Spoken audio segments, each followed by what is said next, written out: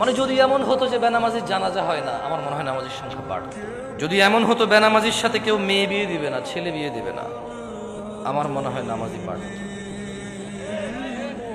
যদি এমন হতো বেনামাজির সাক্ষী গ্রহণ করা হবে না, কি গ্রহণ করা হবে না, যদি এমন হতো যে বেনামাজি ছেলে তার নামাজি বাবার সম্পদের অধিকার পাবে না, তাইলে মনে হয় নামাজি বাড়ত।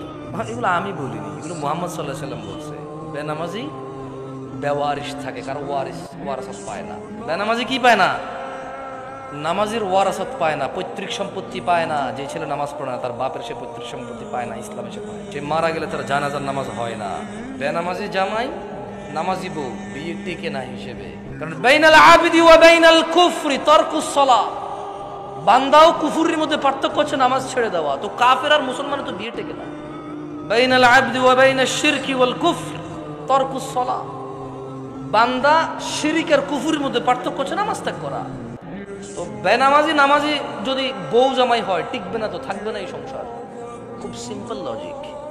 আপনি যেদিন হাদিসকে এভাবে দেখবেন, ওই দিন আপনি মানুষ হতে পারবেন। আদারওয়াইজ ওয়াজ শুনতে পারবেন, জুমায় যেতে পারবেন, খুতবা শুনতে পারবেন, কিচ্ছু হবে না। আর আমার মতো লোকজন নিয়ে এসে, আমার থেকে উন্নত লোকজন নিয়ে এসে কতক্ষণ নিজের এলাকা সুনাম করতে পারবেন? প্যান্ডেলে জায়গা হয় নাই রে, বিশাল বড় প্যান্ডেল, মানুষ আর মানুষ, হুজুর কাঁপায়া দিছে, ফাটা।